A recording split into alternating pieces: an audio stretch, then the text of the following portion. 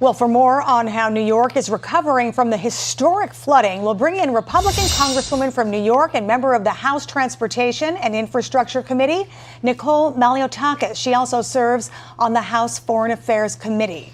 Congresswoman, it is a very busy time for you. It's good of you to join us this weekend. I want to ask you about the status of that flooding in New York in the wake of the storm. I know you had a chance to tour the area. What are you seeing? I met with constituents, visited many basements. We were with the governor yesterday on Staten Island touring damage as well. What I can tell you is most of the water is receded at this point. People have pumped it out of their basements. But we have a desperate need here for real sewer and water infrastructure. The reality is that the city and the state have not kept pace with population growth. And there's been more development, there's been more people, yet the sewer system is not one that can take the capacity of a storm of this magnitude. There is little drainage, and although they've made some attempts in expanding wetlands and blue belts as well as some infrastructure, it certainly is not enough that's needed. And the people pay taxes to the government for a reason. And one of those reasons is infrastructure. And so we see a mayor and a governor, Governor Cuomo, Mayor de Blasio, who had spent money on all sorts of things. You know, they're giving taxpayer free tuition to illegal immigrants. They are giving them stimulus checks. The mayor has squandered billions of dollars on all sorts of programs that don't seem to help anyone, including Thrive NYC and his Renewal Schools program. Yet when it comes to the true things that taxpayers expect for their tax dollars, they seem to neglect it. And so, you know, the mayor yesterday said he wants to put together a panel for climate change. Well, that's great. But, you know, there's been 4 other panels like that over the past decade, and it's done nothing to assist my constituents who are dealing with chronic issues every time there is a storm.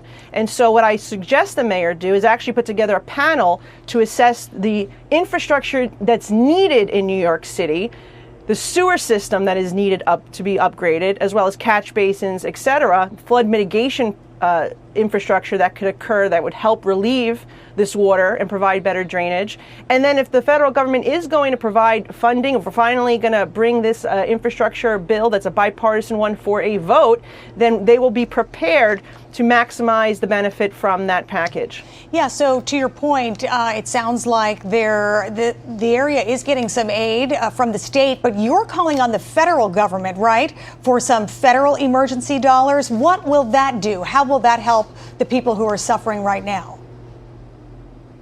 Well, right now the president has issued a disaster declaration. What we want is for him to also unlock the individual and household program, which would allow for direct assistance to individuals. You know, people get frustrated when they see money coming from Washington and it gets stuck in red tape and bureaucracy.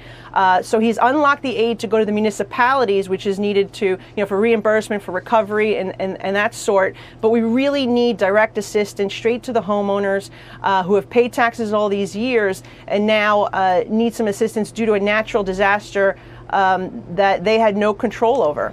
Well, it's interesting you mentioned climate change. You know, the very next morning after the storm, we heard Chuck Schumer, Mayor de Blasio, and others, as you mentioned, blame climate change for the ferocity of the storm.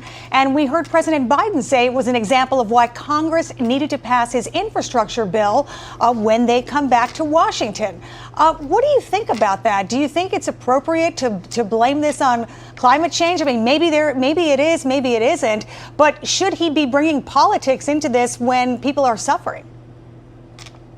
Look, we all need to do our part to be more environmentally friendly and reduce our footprint. But at the end of the day, you know, they're using this to push their radical left agenda to try to pass a $3.5 trillion socialist wish list. Instead, they should be calling on Nancy Pelosi to bring the actual infrastructure bill that passed already in a bipartisan fashion in the Senate for a real debate and discussion on where those infrastructure dollars are needed across the country. The reality is you will have tremendous bipartisan support if you're focusing on true infrastructure, like sewer and water infrastructure, like broadband, like roads, bridges, highways. You saw massive flooding of our roadways. And again, it's because of neglect from the city and the state over time not keeping up with population growth and improving that infrastructure that is needed in the 21st century. That's what people pay taxes for. New York City and New York State, by the way, they spend more based on population than any other city and state in the nation. Okay, yet we're crying now that we don't have sewers in our streets and that people are being affected adversely by it. And so I really suggest that they should put the pressure on Nancy Pelosi, who, by the way, brought us back for a special session 2 weeks ago and didn't even bring up the infrastructure bill for discussion. Yeah. Instead, they passed just the socialist package that has nothing to do with dealing with the actual issue that we're facing at this moment. Yeah, certainly the debate on the infrastructure. Human infrastructure is not going to help human infrastructure is not going to help my constituents. We need real infrastructure here to prevent this from happening again. No doubt. And I have 30 seconds left. I want to switch topics if I can real quick. You're on the House Foreign Affairs Committee. I want to turn quickly to Afghanistan and the revelation last week of that leaked transcript of a phone call between President Biden and President Ghani of Afghanistan, where President Biden reportedly pressured him to paint a rosier picture of what was happening on the ground in July. People made life and death decisions based on the conditions they believed existed at the time. Should that phone call be investigated? Absolutely. I've already called for our Foreign Affairs Committee to hold hearings. We need to get Blinken in. This needs to also be investigated. Remember what they did to President Trump over a phone call? Well, this is much a bigger magnitude impact. We had significant deaths by our service members, and the whole country is taken over. We left Americans before enemy lines, and they did so with our weapons, by the way.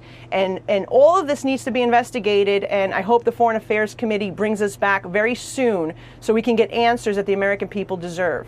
Okay. And accountability. There needs to be accountability here. Certainly there does. Congresswoman Nicole Malliotakis, thanks so much for spending some time with us today. I wish you all the best for the holiday weekend. Thank you. Thank you.